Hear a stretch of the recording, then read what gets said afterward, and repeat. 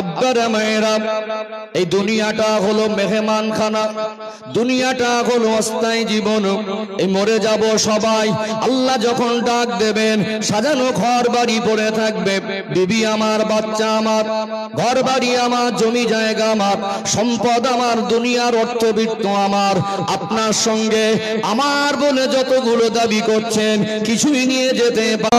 মরণের পরে একটা জগৎ আছে, ওই জগৎটা হলো আলামে বারজাখ, কবরের জগৎ। ও ভাইজানেরা, সোনার মানিক যুবকেরা, আব্বারা মায়েরা, আল্লাহ পাক জগৎটাকে ভাগ করে দিয়েছেন। আল্লাহ সৃষ্টির ভিতরে যত মানুষ দুনিয়া এসেছিলেন, যত মানুষ দুনিয়া আছেন, কিয়ামত পর্যন্ত যত মানুষ দুনিয়া আসবেন, আল্লাহ দয়াময় সকলকে রূহের জগতে রেখেছিলেন। রূহের জগৎ থেকে মায়ের গর্ভ নামক স্থানে কিছুদিন আল্লাহ পাক অবস্থান করালেন। তারপরে আল্লাহ পাক প্রত্যেক মানুষকে দুনিয়ায় পাঠালেন। এটা হলো আলামে আসবাব। এই দুনিয়ার জীবনটা শেষ হয়ে যাবে, তারপরে হবে কবরের জগৎ। কবরের জগৎটাও শেষ নয়। কবরের জগৎ কি শেষ? আবার উঠতে হবে না? কুল্লু মান আলাইহা ফান ওয়া ইয়াবকা ওয়াজহু রাব্বিকা যুল জালালি ওয়াল ইকরাম। আল্লাহ দয়াময় জানিয়ে দিলেন, तमाम দুনিয়াটাকে আল্লাহ ফানা করে দেবেন, আল্লাহ সবকিছু শেষ করে দেবেন। ওয়া ইয়াবকা ওয়াজহু রাব্বিকা যুল জালালি ওয়াল ইকরাম। কেবলমাত্র একমাত্র আল্লাহ পাকের জাত পাক বাকি থাকবে। মরে গেলাম, ফুরিয়ে গেল এটা নয়। তারপরে আমাদেরকে আল্লাহ হিসাব নেওয়ার জন্য বিচারের ময়দানে সবাইকে দাঁড় করাবেন কি করাবেন না? যেটা করেছি, যেটা করছি, যেটা করব এই পর্যন্ত শেষ নয়। এই জীবনের আমালের হিসাব আল্লাহ তিল তিল বুঝে নেবেন। এই জীবনের হিসাব দেওয়ার জন্য প্রত্যেককে আল্লাহ পাকের সামনে দাঁড়াতে হবে কি হবে না? চলেই যদি যেতে হয়, এই জীবনের আমালের উপরে যদি আল্লাহ বিচার করে জান্নাত আর জাহান্নাম নির্ভর করেন, এই জীবনের পরিবর্তন দরকার আছে না নেই? আছে না নেই? অতএব নামাজ পড়ে, রোজা রেখে, হজ করে, কুরবানি দিয়ে, যাকাত দিয়ে মনের মধ্যে যদি হিংসা জাগা দেন, হিংসা মানুষকে দুনিয়াবিও ক্ষতি করে, আখিরাতেরও ক্ষতি করে, আল্লাহর প্রিয় বান্দাদের অন্তর্ভুক্ত হতে পারবেন না। নবী আমার সোনা জবানে বললেন, বাবা সাহাবীরা, ইসলামের শরিয়াতে হিংসা জায়েজ নয়। আমার আপনার দয়ার নবী, মায়ার নবী, রহমাতুল লিল আলামিন, আমার রাসূলুল্লাহ 63 বছরের জীবনে তিনি জীবনে কারোর উপরে হিংসা করেনি। হিংসা তো খারাপ জিনিস। দুনিয়ার হিংসা মানুষের দুনিয়া সুখ শান্তি ছিনিয়ে নেয়। আর হিংসা তো খারাপ জিনিস, মানুষের জীবনের নেক আমল গুলোকে বরবাদ করে দেয়। আজকে দেখবেন ম্যাক্সিমাম ঘরে গ্যাসে রান্না। আজ থেকে 30-40 বছর আগে বাড়িতে রান্না হতো উনানে, চুলাতে আগুন জ্বালানো হতো কাঠ দিয়ে। নবী আমার উদাহরণ দিয়ে বোঝাতে লাগলেন, ও বাবা সাহাবীরা, আগুন জ্বালানো হয় কাঠ দিয়ে।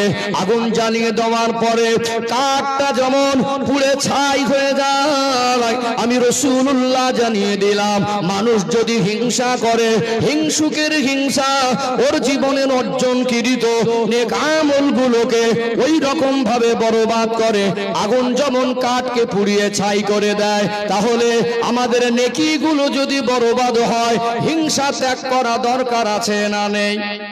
আছে না নেই? দুনিয়াবি ক্ষতি, দুনিয়ার সুখ শান্তি দুটোই ছিনিয়ে নেয় হিংসা। আর আখিরাতের ক্ষতি, নেকিগুলোকে কাঠ যেমন পুড়ে ছাই হয়ে যায়, নেকিগুলো এইভাবে বরবাদ হয়ে যায়। আমাদের নেকি বেশি না গোনা বেশি? একটু হ্যাঁ দেন। নেকি বেশি না গোনা বেশি? একেই তো নেকি কম, তার উপরে যদি হিংসা বেশি হয়, ওটাও গেল। তাহলে হিংসা এমন একটা জিনিস, যত ভালো কাজ করি মনের মধ্যে হিংসা থাকলে আল্লাহকে সন্তুষ্ট করা দুনিয়াবি ক্ষতি, আখিরাতের ক্ষতি আরো ক্লিয়ার হবে। হবে ধাপে ধাপে আগে বাড়ি। কয়েকটা হিংসার চিত্র তুলে ধরি। ও ভাইজানেরা, সোনার মানিক যুবকেরা, আব্বারা মায়েরা, আজকে মানুষের মনের মধ্যে কেমন ভাবে হিংসা ছড়িয়ে আছে একটু উপলব্ধি করুন। এক মায়ের পেটে দুটা ভাই। আল্লাহ দয়াময় ভাইয়ের উপরে, ভাইয়ের প্রতি দয়া মায়া মহাব্বত দিয়েছে না দেয়নি? কথায় বলে ভাই ভাইয়ের মতো আপন নেই, আর ভাই ভাইয়ের মতো শত্রু নেই। আল্লাহ রক্তের সম্পর্ক মায়া মহব্বত দিয়েছেন। একটা ছেলের বয়স হলো 8 বছর, আর একটা ছেলের বয়স হলো 6 বছর। আব্বা জানের কাছে চলে গেলেন, ও আব্বা জান একটু আমাকে পয়সা দেন।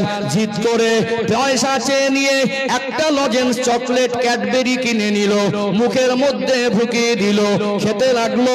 হঠাৎ সামনে পড়ে গেল মায়ের পেটের ভাই। মায়া এসে গেল, দয়া লেগে গেল। মুখের ভিতর থেকে, গালের ভিতর থেকে ওই লজেন্সটা বার করে অর্ধেকটা নিজে খায়, অর্ধেকটা তার মায়ের পেটের ভাইকে দিয়ে দেয়। ওই ভাইটা ভাইয়ের মুখের ভিতর থেকে বের করে দেওয়া জিনিসটা মায়া মহব্বতে ধরে নিয়ে গালের মধ্যে পুরে দিয়ে একটা লজেন্স মুখের ভিতর থেকে বার করে দেওয়া। দুই ভাই ভাগ করে খায় কি খায় না? খায় কি খায় না? তখন হিংসা বুঝতো না। এখন বড় হয়ে গেল, দুই ভাইয়ের মধ্যে হিংসা তৈরি হয়ে গেল। বাবার সংসারটা দুটুকরা হলো, আর বারান্দায় পাঁচিল তুলে দিল। বুঝতে পারছেন? পার্টিশন হয়েছে না হয়নি? ঘরের ভিতরে পার্টিশন হয়েছে না হয়নি? ও পার্টিশনটা কিসের পার্টিশন? ইটের পার্টিশন না, টিনের পার্টিশন না, বাঁশের বেড়ার পার্টিশন না। ভালো করে যদি ফলো করেন, ওটা হিংসার পার্টিশন। কথা ঠিক না বেঠিক? তাহলে হিংসা কি করলো? হিংসা কত মারাত্মক জিনিস! একটা ঘরের ভিতরে ঘরের পার্টিশন তৈরি করে দেয়। কথা ঠিক না বেঠিক? ছেলেটা যখন শ্বশুর বাড়ি যায়, ছেলেগুলো যখন বেড়াতে যায়, একদম চুলদাড়ি সেভ করে ভদ্র হয়ে যায়। শাশুড়ির সঙ্গে গিয়ে কথা বলছে, আম্মাজি ভালো আছেন। ওর কথাবার্তা চাল চলন দেখে মনে হচ্ছে ফারিস্তা এসেছে। ওটা ওর বাইরের চরিত্র। শ্বশুর বাড়ি গিয়ে এত নম্র ভদ্র হয়ে চলাফেরা করছে, লোকে প্রশংসা করছে, ভাই তোর জামাই তো না খাঁটি সোনা। ওটা ওর বাইরের চরিত্র। ওর ভিতরের চরিত্র বাড়িতে দুই ভাই মিলেমিশে থাকতে পারে না। বাবা জায়গা ভাগ হলো, জায়গাটা ভাগের ক্ষেত্রে দেখা গেল যদি দুই ভাই 3 ফুট করে জায়গা ছেড়ে দিত, 6 ফুট একটা রাস্তা এ মাথা বেরিয়ে যেত। ছেলে পুলে নাতি পোতা আলা ওলাদের আর কষ্ট হতো না। ঠিক 3 ফুটের মাঝে একটা পাঁচিল তুলে দিয়েছে। এর ছেলেগুলো ভালো বের হতে পারে না, ওর ছেলেগুলো ভালো হয়ে। কিসের কারণে? দুনিয়াবি ক্ষতি আছে না নেই? একটা রাস্তা ব্লক হয়ে যায় হিংসার কারণে। মানুষের যাতায়াতের অসুবিধা হয় কি হয় না? অবাক হয়ে যাবেন, দেখবেন আজকে এমনও মানুষ আছেন, আমার কথাগুলো এখন থেকে শেষ পর্যন্ত প্রত্যেকটা কথা একদম বাস্তবের সঙ্গে 100% মিল পাবেন। আমি একটা ফালতু কথা বলা মানুষ নয়। সম্মানিত ভাইরা, দেখবেন একটা সীমানা ভাগ করতে গিয়ে ভাই ভাই মাঝে মাঝে মাথা 40 ফুট জায়গায় 4টে কোণা আছে না নেই? ওই একটা নারকেল গাছের চারা পড়ে ছাড়বো না, ওটাকে বেঁকিয়ে সোজা করে সীমানা করো। হয়েছে না হয়নি? একটা ভিটে বাড়ির কোনা চৌকো স্কয়ার হলে দুই ভাই ভালোভাবে ভাগাভাগি হতো। 4টে 5টা 6টা 7টা করে কোনা হয়েছে না হয়নি? এইটুকু ত্যাগ নেই। তাহলে আমাদের বাইরের চরিত্র একরকম, ভিতরের চরিত্র আর একরকম। হিংসা আছে না নেই? তাহলে দুনিয়াবিও ক্ষতি আর আখেরাতেরও ক্ষতি। রাগ করছেন নাকি? এখন কিন্তু শুরু করি, লাইন ধরে যাবো, অসুবিধা হচ্ছে? বুঝতে পারছেন? মাথায় রাখবেন, আবারও বলছে, ওয়াজ কিন্তু বুঝে নেওয়া জিনিস। তখনই এখানে বসার সার্থকতা হবে আমার থেকে যদি কিছু পান। কথা ঠিক না বেঠিক? ও ভাইজানেরা, সোনার মানি যুবকেরা, আব্বার মায়েরা, আল্লাহ পাক কোরআন শরীফে বললেন, ওয়ালা তামুতুন্না ইল্লা ওয়া আনতুম মুসলিমুন। ওরে আমার বান্দা বান্দি, মরতে যদি হয় মরণের আগে পরিপূর্ণ মুসলমান না হয়ে মৃত্যুবরণ করো না। মনের মধ্যে হিংসা, বারান্দায় পাঁচিল তুলে দিলেন, ভিটে বাড়িটার রাস্তা ব্লক করে দিলেন, ভাই ভাইয়ের প্রতি দুশ্মনী হয়ে গেল, হিংসার শিকার হয়ে গেলেন। দুনিয়ার মানুষের কাছে ভালো সেজে ঘুরতে পারবেন, আল্লাহর কাছে প্রিয় হওয়া যাবে না। ও ভাইরা বাবাজিরা, আর একটা হিংসার চিত্র তুলে ধরি। দেখবেন একটা লোকের 2টা ছেলে, বড় ছেলেকে বিবাহ দিলেন, বৌমা তখন কিন্তু একটা, শাশুড়ি মা অসুস্থ, সংসারের যাবতীয় কাজগুলো ওই বড় বৌমা একা সামলাতো, আর কাজ করার কেউ নেই। যেহেতু বৌমা একটা, শাশুড়ি অসুস্থ, সব কাজ বড় বৌমা সামলাতো। 2 বছর 3 বছর পরে আর একটা ছেলেকে বিবাহ দিলেন। বৌমা হলো কটা? আগে ছিল একটা, এখন হলো একটা। এখন সব কাজ তো একাই করতো, তাহলে আর একটা বৌমা আসা মানে কাজের অংশ কমে গেল। তো কাজের অংশ বেশি কম হতে পারে, কাজের অংশ কমে গেল। তারপরে ওই সংসারটা 6 মাস স্থায়ী হয় না। একটা লোক 2টো বিবাহ করলে 2টো বিবির মাঝে সম্পর্ক হয় 203। এখন দুই জায়ের মধ্যে যে হিংসা, ওই দুই সতীনের হিংসাটাকে হার মানিয়ে দেবে। কথা বাস্তব না অবাস্তব? দুই জায়ের মধ্যে হিংসা হয়ে গেল, সোনার সংসারটা তিন টুকরা হলো। ক টুকরা? তিন টুকরা। দুটো ছেলে, অশান্তি, ঝগড়া, ঝামেলা, সোনার সংসারে এত পরিমাণ অশান্তি। দুই যায় যায় একটু সামান্য কাজ নিয়ে এত ঝগড়া, ওই বাড়ির সম্মানটুকু নষ্ট হচ্ছে। বড় ছেলে বলছে আলাদা খাবো, ছোট ছেলে বলছে আলাদা খাবো, বাবা মা লাশ রেখে তোরা আমাদের মতো। এই যে দুই কারণে একটা সোনার সংসার তিন টুকরা হয়ে গেল। হলো হিংসা একটা সোনার সংসারকে তিন টুকরা সহজে করে দেয়। কথা ঠিক না বেটি? ওই ভাবিটা যখন মার্কেটিং করতে যায়, কেনাকাটা করতে যায়, দোকানে আর 10 পরিবার থাকে, দোকানদারের সঙ্গে এমন স্টাইলের ভদ্রভাবে কথা বলে, মনে হবে খুব সম্ভ্রান্ত পরিবার বৌমা, মনে হবে মেয়েটা খুব শিক্ষিতা। এটা ওর বাইরের চরিত্র, কিন্তু ওর ভিতরের চরিত্র হলো যে বাড়িতে বৌমা হয়ে গেছে ওর জন্য 6 মাসের মধ্যে সংসারটা কতটুকু হলো? 3 টুকরো। বাস্তব না বাস্তব? আলোচনা বুঝতে পারছে? তাহলে আমাদের বাইরের চরিত্র মাশাআল্লাহ খুব সুন্দর, কিন্তু ভিতরের লুকানো চরিত্রটা ভয়ঙ্কর। ওই চরিত্র পবিত্র না করলে মানুষের কাছে ফ্রেশ হয়ে থাকা যাবে, আল্লাহর কাছে প্রিয় হওয়া যাবে না। ও ভাইজানেরা, সোনার মানি যুবকেরা, আপনারা মেয়েরা, আর একটা হিংসা চিত্র আপনাদের ধরে অবুঝে নেওয়া জিনিস ঠান্ডা মাথায় কিছু বোঝার চেষ্টা করবেন।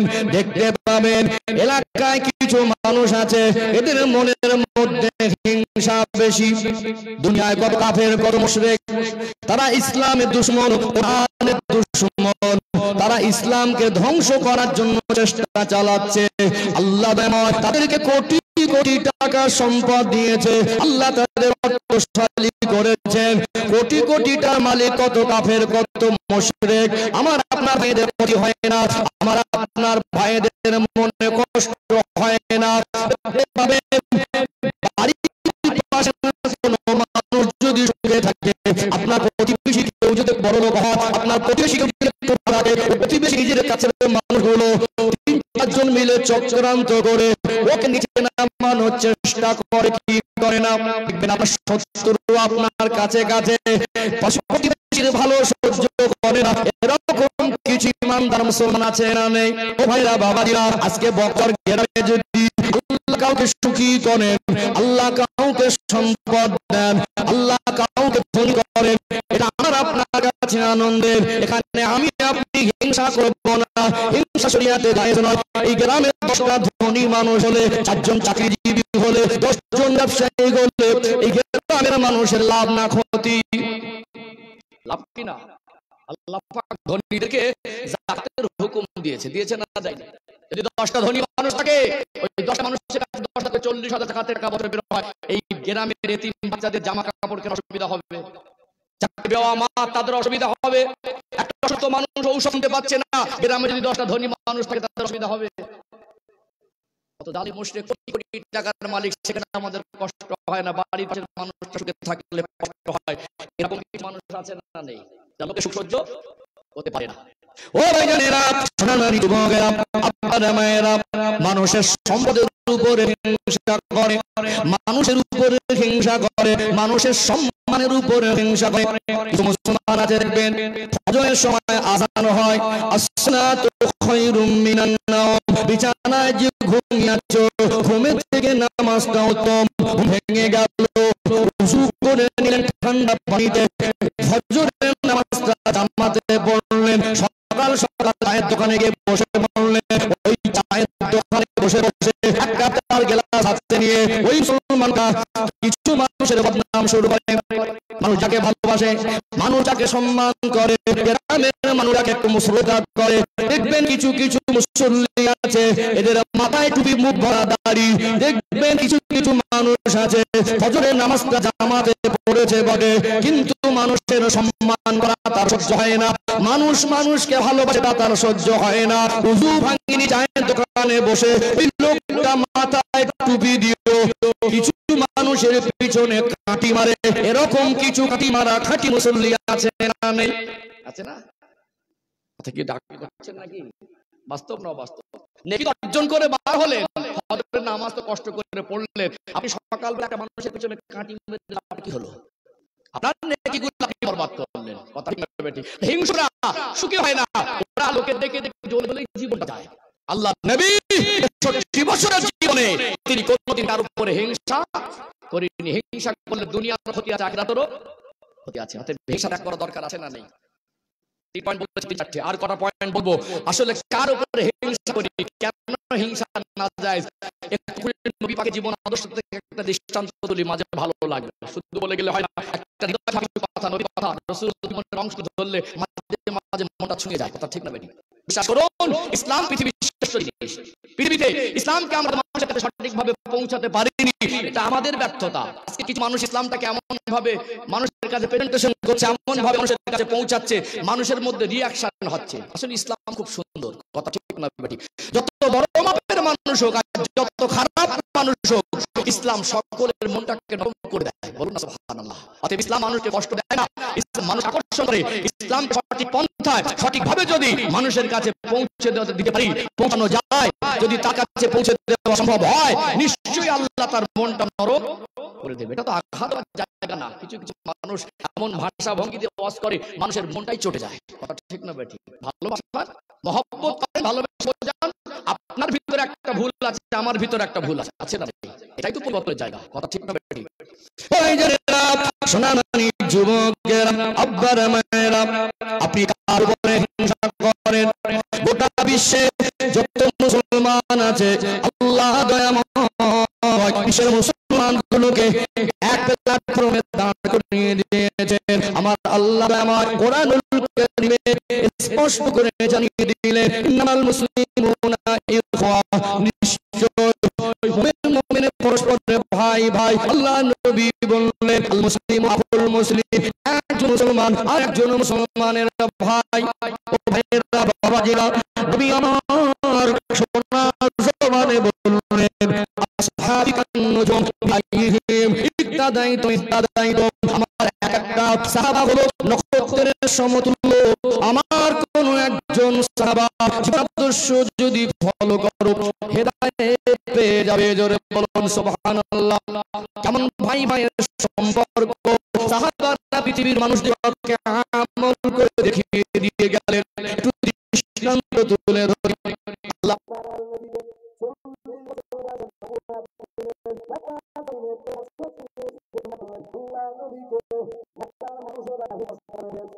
কষ্ট দিয়েছে, মানুষেরা আল্লাহ নবীকে জানে মেরে ফেলার পরিকল্পনা করেছে। আল্লাহর হুকুমে নবী আমার জন্মভূমি ছেড়ে মক্কা হিজরত মদিনা শরীফে গিয়েছিলেন না জাননি? আল্লাহ নবী হিজরত করেছেন। আমার রাসূলুল্লাহ বয়স তখন ছিল 53 বছর। কত বছর? 53 বছর বয়সে হিজরত করলেন, মদিনা শরীফে গেলেন। হিজরতের ঘটনা বলছি না, হিজরতের ঘটনা বললে 2 ঘন্টা পার হয়ে যাবে। আলোচনার বিষয়বস্তুটা আলাদা। একটা প্রসঙ্গ আল্লাহ নবী মদিনা শরীফে গিয়ে মদিনার মানুষের নববী শরীফ নির্মাণ করলেন। নিজের থাকার জায়গা নবী পাকের কিছু অসহায়, কিছু অনাথ সাহাবা ছিলেন। ওই সমস্ত সাহাবীদের জন্য আল্লাহর নবী হুজুর আমার আসহাবে সুফা নির্মাণ করলেন। ওই আসহাবে সুফাটা আজ হাজী বান্দা হাজিন বান্দিরা দেখে আসে। আসহাবে সুফা ওটা আল্লাহ নবী অসহায় অনাথ সাহাবীদের জন্য তৈরি করলেন। আল্লাহ নবী হিজরত করে গেলেন, তখন 6 মাস অতিবাহিত হয় নাই। মক্কায় কিছু নবীর আলোচনা সাহাবারা ছিলেন কি ছিলেন না, পরিবারের মানুষ মাত্র ঈমান এনেছে। নবী আমার মক্কা থেকে মদিনায় চলে গেলেন। যে সাহাবীগুলো মক্কায় ছিলেন, ঈমান এনেছিলেন, তাদের মনটা ভালো লাগে না। কার জন্য মক্কায় থাকবো? নবী তো মদিনায় চলে গেছে। সাজানো ঘর বাড়ি, বাপের টাকা পয়সার অভাব নেই, থাকার অভাব নেই, খাওয়ার অভাব নেই, জমিদারি জীবন।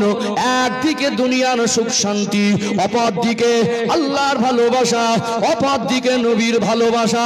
মক্কার জমিন থেকে কিছু কিছু সাহাবী তাদের সুখ শান্তি জীবনটা ত্যাগ করে, তাদের সর্বস্ব ত্যাগ করে শুধুমাত্র পরনার বস্ত্রটা পরে মক্কা থেকে মদিনায় গিয়েছিলেন না জানি তরুণ যুবক সাহাবা সুন্দরী বিবি বিবাহ করেছেন মাত্র কয়েক মাস আল্লাহ নবী চলে গেছেন কার জন্য মক্কায় থাকবো মক্কায় ভালো লাগে না আল্লাহর নবী চাঁদের মতো কেন চারা টানা দেখতে ভালো লাগে না ওই সুন্দরী বিবিকে ফেলে রেখে আল্লাহর নবীর মহব্বতে মক্কা জমিন ছেড়ে মদিনায় চলে এসেছিলেন আল্লাহ পাক সন্তানদের উপরে একে একে চুরি করে লুকিয়ে লুকিয়ে শুধুমাত্র পরনার বস্ত্রটা পরে আল্লাহর নবীর মহব্বতে মক্কা জমিন ছেড়ে মদিনা জমিনে চলে গিয়েছিলেন না জাননি এরা হলো মুহাজির সাহাবী যারা হিজরত করে নবী পাকের হিজরতের পর মদিনায় গিয়েছিলেন এদেরকে মুহাজির সাহাবী বলা হয় মুহাজির বলার অর্থ হলো এরা হলো হিজরতকারী আর মদিনা সাহাবীদেরকে আনসার সাহাবী বলা হয় আনসার অর্থ হলো সাহায্যকারী কেন সাহায্যকারী বলা হয়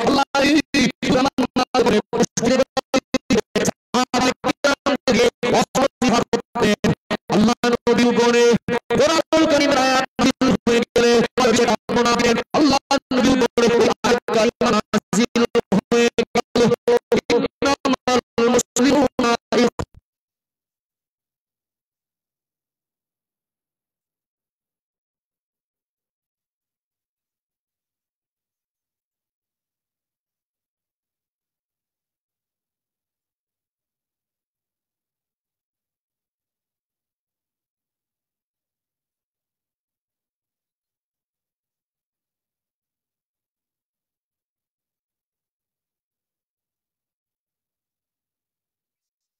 একজনের ভাই মদিনা সাহাবী বলছেন হুজুর সুখের জীবন ছেড়ে আল্লাহকে রাসূলকে ভালোবেসে চলে এসেছে ভাইয়ের পাশে ভাই দাঁড়ানো দরকার আছে না নেই একজন সাহাবী বলছেন আমার ঘরে দুটো রুম আছে যখন আল্লাহ ভাই সম্পর্ক করে দিয়েছেন আমি আমার ভাইয়ের জন্য আমার ঘরে আমরা এমনি দিয়ে দিলাম বলুন সুবহানাল্লাহ একজন সাহাবী বলছেন হুজুর এমন একটা সাহাবী